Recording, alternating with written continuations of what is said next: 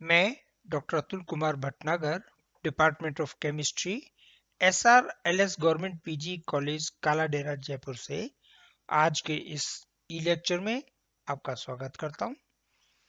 ये जो ई लेक्चर है ये बीएससी पार्ट फर्स्ट के स्टूडेंट्स के लिए तैयार किया जा रहा है। लैब वर्क अपना चल रहा है और लैब वर्क की सीरीज में आज अपन identification of functional group in organic compound, इसी का नेक्स्ट कंपाउंड, नेक्स्ट क्रियात्मक समूह करेंगे। कार्बनिक यौगिक में क्रियात्मक समूह ज्ञात करना में एक्सरसाइज है और ऑर्गेनिक की एक्सरसाइज है। इसमें आज है एक्सपेरिमेंट नंबर 12, 12वां एक्सपेरिमेंट है। 12वें एक्सपेरिमेंट में आइडेंटिफिकेशन करेंगे कार्बोहाइड्रेट समूह का।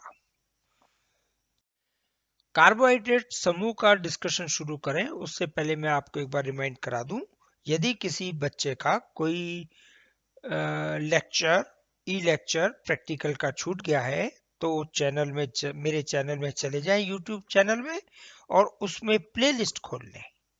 प्लेलिस्ट में सारे एक्सपेरिमेंट इसी ऑर्डर में, इसी सीरीज में दिए गए हैं। पीडीएफ फाइल डिस्क्रिप्शन में मैं अपलोड कर रहा हूं, लिंक कर रहा हूं, तो आपको उसे क्लिक करेंगे, पीडीएफ फाइल खुल जाएगी। और वीडियो कैसे करना है उसको आप वीडियो से सुन सकते हैं। हर उसका सभी एक्सपेरिमेंट में मैं पीडीएफ फाइल डिस्क्रिप्शन में अटैच कर रहा हूं, तो आप उसमें चैनल में जाके देख सकते हैं। अब अपन शुरू करते हैं डिस्कशन। कार्बोहाइड्रेट समूह का आइडेंटिफिकेशन कैसे होना है। कॉपी में राइट पेज, लाइनों वाला पेज है, उसमें ऊपर ही ऊपर एक्सपेरिमेंट नंबर 12 और तारीख ये आप डाल देंगे। इसके बाद में सबसे पहले पॉइंट पे आप देंगे उद्देश्य, ऑब्जेक्टिव। ऑब्जेक्टिव में आप लिखेंगे दिए गए कार्बनिक यौगिक में क्रियात्मक समूह ज्ञात करना। जितने एक्सपेरिमेंट है सब में उद्देश्य कॉमन है, लेकिन क्रियात्मक समूह परिवर्तित हो रहा है। इसके बाद सबसे पहले जो यौगिक दिया गया है उसकी भौतिक अवस्थाएं देखोगे आप। भौतिक अवस्था जो कार्बोहाइड्रेट की है वो होती है ठोस। रंग, रंग उसका है सफेद, सफेद रंग का ठोस यौगिक है। गंध, तो इसमें कोई गंध नहीं है, गंधहीन। विलेयता, जल में विलेय है। यौगिक का परीक्षण, यौगिक जलाने पर सफेद धुएं से जलता है, अतः एलिफेटिक है। वैसे ज्यादातर जितने भी कार्बोहाइड्रेट हैं जब आप जलाने की कोशिश करोगे तो वो चार हो जाएंगे, बिल्कुल काले रंग के, मतलब चिपचिपे पदार्थ के रूप में परिवर्तित हो जाएंगे। लेकिन जब इन्हें कंडीशंस में जलाया जाता है तो ये सफेद रंग के धुएं से जलेंगे। इसलिए आप ज्वाला परीक्षण में लिख दें यौगिक जलाने पर सफेद धुएं से जलता है। धुआं उसका सफेद उठेगा लेकिन यौगिक गायब नहीं होगा, वो एक चिपचिपे पदार्थ में परिवर्तित हो जाएगा। नेक्स्ट परीक्षण है नाइट्रोजन तत्व का। तो नाइट्रोजन तत्व के परीक्षण के लिए एक 3 खाने की टेबल बनाओगे। पहले खाने में क्या लिखते हैं? प्रयोग, दूसरे में प्रेक्षण और तीसरे में निष्कर्ष। प्रयोग वाले खाने में आप लिखेंगे लेसाने विलयन लिया प्लस सोडियम हाइड्रोक्साइड का विलयन डाला और FeSO4 का ताजा विलयन उसमें मिलाया। हरे रंग का अवक्षेप प्राप्त होगा। इस हरे रंग के अवक्षेप में आप तनु सल्फ्यूरिक अम्ल की 2-3 बूंद डालेंगे और उसके साथ में मिलाएंगे उदासीन FeCl3 का विलयन। जब उदासीन FeCl3 का विलयन मिलाओगे तो हरे रंग का अवक्षेप गायब हो जाएगा और इसकी जगह पीले रंग का या कलरलेस सॉल्यूशन मिलेगा, लेकिन नीला रंग नहीं मिलेगा। जब नीला रंग अनुपस्थित है, नहीं मिलेगा, तो अपन कहेंगे नाइट्रोजन तत्व अनुपस्थित है। नाइट्रोजन एलिमेंट, अपन नाइट्रोजन गैस या नाइट्रोजन नहीं लिखेंगे, नाइट्रोजन तत्व अनुपस्थित है। तत्व का परीक्षण है ये। इसके बाद अपन करेंगे क्रियात्मक समूह का परीक्षण। क्रियात्मक समूह के परीक्षण के लिए वापस आप 3 खाने की टेबल बनाएंगे। पहले खाने में प्रयोग, दूसरे में प्रेक्षण और तीसरे में निष्कर्ष। ये जो प्रयोग वाला भाग है, इसमें आप लिखेंगे द्रव का जलीय विलयन लें। ठोस है, इस ठोस को जल में विलय कर लें और उसका जलीय विलयन लें। जलीय विलयन में अपन डालते हैं मॉलिश अभिकर्मक। अल्फा नेफ्थोल का विलयन बनाते हैं, जिसे मॉलिश अभिकर्मक कहते हैं। आप मॉलिश अभिकर्मक ध्यान रखें। तो द्रव लिया, उसमें ठोस घोला, जल में ठोस घोला तो द्रव बना, विलयन बना। उस जलीय विलयन को लिया, उसमें आपने क्या डाला? मॉलिश अभिकर्मक। मॉलिश अभिकर्मक डालने पर आप देखेंगे परख नली में 2 सतह बन जाती हैं। उसे अच्छी तरह शेक कर लें। शेक करने के बाद में दीवार की, परख नली की दीवार की सहायता से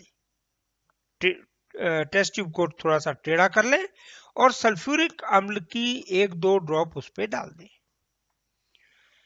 जैसे ही सल्फ्यूरिक अम्ल नीचे जाके जो विलयन की सतह है उसे टच करने लगे तो आप परख नली सीधी कर लें।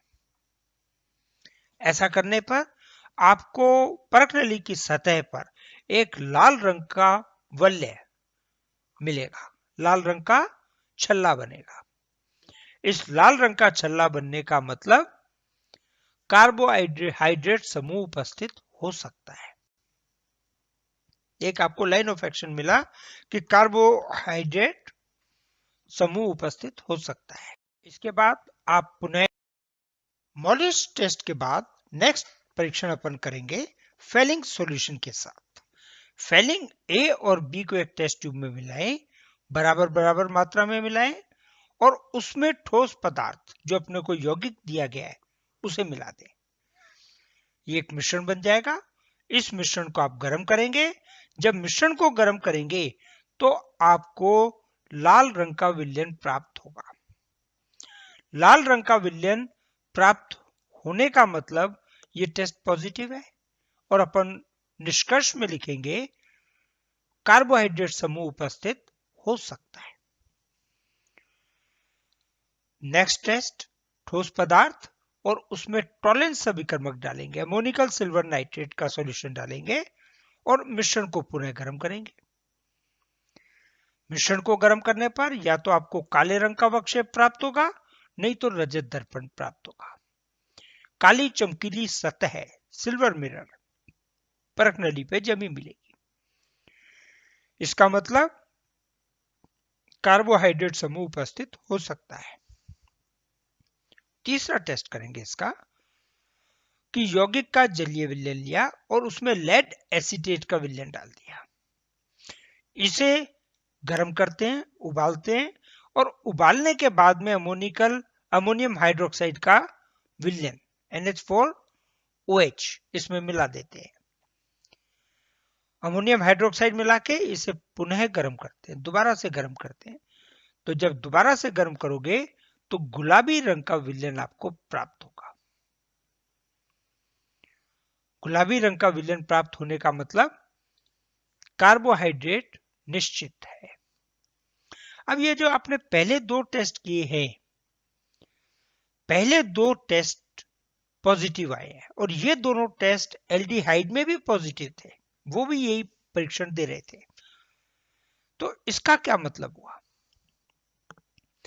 जो आपको कार्बोहाइड्रेट दिया गया है उसका सूत्र है C6H12O6। C6H12O6 और जब इसकी आप संरचना लिखेंगे तो संरचना में आप देखेंगे पहले कार्बन पर CHO समूह जुड़ा हुआ है। इसके बाद में 4 कार्बन ऐसे हैं जिन पर CHOH जुड़ा हुआ है।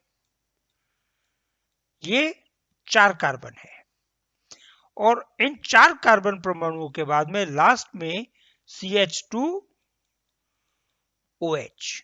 तो 5 कार्बन ऐसे हैं जिस पर हाइड्रोक्सिल ग्रुप जुड़ा हुआ है, लेकिन ये वाला कार्बन परमाणु ऐसा है जिसमें CHO समूह जुड़ा हुआ है। सिरे वाले कार्बन परमाणु पर CHO समूह जुड़ा हुआ है और ये फॉर्मूला जो है ये फॉर्मूला है ग्लूकोज का। ग्लूकोज के फॉर्मूले में आपको पहले कार्बन परमाणु पर एल्डिहाइडिक समूह जुड़ा मिलेगा, कार्बोनाइल समूह मिलेगा। और इसी के विपरीत यदि फ्रक्टोज ले लेंगे, फ्रक्टोज में थोड़ा सा ही अंतर है, फॉर्मूला यही है। फ्रक्टोज में दूसरे कार्बन एटम पर कार्बोनाइल समूह उपस्थित है। दूसरे नंबर पे जब कार्बोनाइल समूह होगा तो वो समूह कहलाएगा कीटोन। और उस परिस्थिति में फेलिंग सॉल्यूशन का और टॉलेंस अभिकर्मक का टेस्ट नहीं मिलेगा। जो थर्ड टेस्ट दिया है अपन ने लेड एसीटेट का, ये टेस्ट आपको प्राप्त होगा। तो आप क्या कहेंगे? यदि कंपाउंड आइडेंटिफिकेशन है तो आप यहां पे कह देंगे ग्लूकोज है, लेकिन आपके कोर्स में कंपाउंड आइडेंटिफिकेशन नहीं है, क्रियात्मक समूह का ही है। तो आप टेस्ट को यहीं रोक लें और परिणाम दे दें। दिए गए कार्बनिक यौगिक में कार्बोहाइड्रेट क्रियात्मक समूह उपस्थित है। ये इसका सूत्र है। इसके साथ आपका ये 12th एक्सपेरिमेंट जो है वो कंप्लीट हो जाता है कार्बोहाइड्रेट का। और अब अपन करेंगे 3 क्रियात्मक समूह आपके बचे हैं, अमाइन, अमाइड और नाइट्रो। ये वो हैं जिनमें नाइट्रोजन तत्व उपस्थित है। तो नेक्स्ट एक्सपेरिमेंट में मैं तीनों एक्सपेरिमेंट एक साथ लूंगा और आप इस रिकॉर्ड को, ऑर्गेनिक के कंपाउंड के रिकॉर्ड को कंप्लीट कर लें। उसके बाद नेक्स्ट इनऑर्गेनिक एक्सरसाइज शुरू करेंगे और वो आपको टफ पड़ेगी, समझना पड़ेगा और हाथ के हाथ लिखना पड़ेगा। तो आज इसके साथ ही ये मैं वीडियो वाइंड अप कर रहा हूं।